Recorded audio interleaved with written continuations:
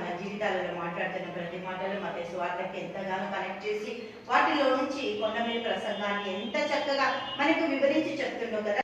మహిమ కలుగును గాక. హల్లెలూయా. ఒట్టు పెట్టుకోవద్దు అంటుంది యాకోబు. ఏమంటాడు? ఒట్టు పెట్టుకోవద్దు. ఉంటే ఉన్నది మాట్లాడు, లేదంటే లేదు. కానీ మనం ఏం చేస్తాం? సందర్భాన్ని బట్టి నమ్మనప్పుడు ఎదుటి వాళ్ళని ఒప్పించడానికి ప్రయత్నించే పరంలో మనము నా పిల్లలు కదా, నా పిల్లల మీద ఒట్టు, అదైతేనే అందరు నమ్ముతారు. ఇంకా వేరే ఏ ఒట్టైనా ఎవరు ఏం పెట్టుకున్నా కూడా నమ్మరు కదా. మా అమ్మ మీద ఒట్టు, మా పిల్లల మీద ఒట్టు ఇట్లా చెప్తారు సందర్భాన్ని బట్టి. కానీ ఇక్కడ యాకోబు ఏమంటుందంటే చూద్దాం. యాకోబు రాసిన పత్రిక 5వ అధ్యాయము 12వ వచనం. నా సహోదరులారా, ముఖ్యమైన సంగతి ఏదనగా ఆకాశము తోడు గాని భూమి తోడు గాని మరి దేని తోడు గాని ఒట్టు పెట్టుకొనక మీరు తీర్పు పాలు కాకుండానట్లు అవునంటే అవును, కాదంటే కాదు అని ఉండవలేదు. దేవునికి స్తోత్రం. ఎస్సాను అంతే, ఇంకా వేరేది లేదు. ఏది చెప్పాలనుకుంటున్నావు అదే చెప్పు. దేవునికి మహిమ కలుగును గాక. ఎదుటి వాళ్ళని కన్విన్స్ చేయడానికి మనం ఎంతగా ప్రయత్నిస్తామో ఆ ప్రయత్నాలన్నీ కూడా నిష్ఫలమైపోతాయి. దేవునికి మహిమ కలుగును గాక. అందుకే మత్తయి సువార్త కొండ మీద ప్రసంగాన్ని దేవుడు మనకు వివరించి చెప్తున్నాడు. మత్తయి సువార్త 5వ అధ్యాయము 33వ వచనం చూద్దాం ఒకసారి. మరియు నీవు అప్రమాణం చేయక నీ ప్రమాణములను ప్రభువునకు చెల్లింపవలెనని పూర్వీకులతో చెప్పబడిన మాట మీరు విన్నారు కదా.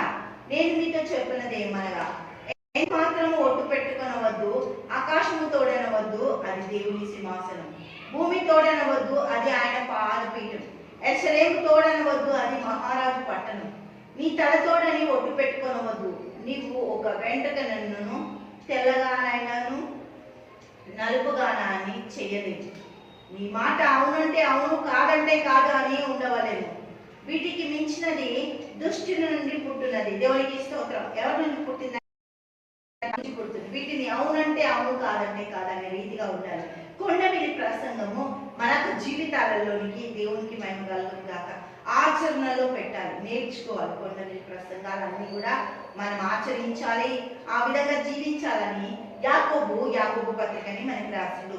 మన జీవితము దేవుని కొరకు ఇదే రీతిగా ఉండాలి. కొండ మీద ప్రసంగపు రీతిలో నుంచి యాకోబు పత్రికలో నుంచి సామెతల్లో నుంచి మన జీవితాలు కట్టుకోవడానికి అన్ని కూడా ఎంత చక్కగా క్రమేణ పద్ధతిలో మనకు నేర్పిస్తుంది కదా. దేవుడికి మహిమ కలుగును గాక. హల్లెలూయా.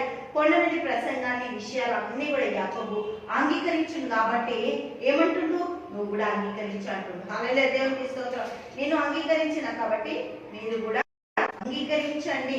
అంగీకరిస్తే చాలా బాగుంటుందని యాకోబు రాసిన పత్రిక 2వ అధ్యాయము 14వ వచనం. నా సహోదరులారా, క్రియలు లేనప్పుడు ఎవడైనాను తనకు విశ్వాసము కలదని చెప్పిన ఎడల ఏమి ప్రయోజనము?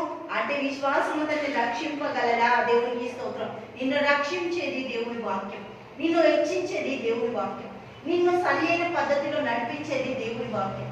దేవుని వాక్యంలో నీ జీవితాన్ని కట్టుకున్నప్పుడు నీకు అన్ని సమకూర్చే సమర్థవంతుడైన బలవంతుడు నీ పక్షాన నిలబడి ఈ కార్యాలన్నీ సఫలత చేస్తాడు.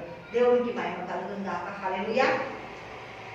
తండ్రి యేసునికి మన స్తోత్రాలు, గొప్పది అద్భుతకర ఆశ్చర్యకరానికి స్తుతులు స్తోత్రాలు చెల్లిస్తున్నాం. ప్రతి కుటుంబాన్ని దీవించి ఆశీర్వదించి దయచే ప్రభా.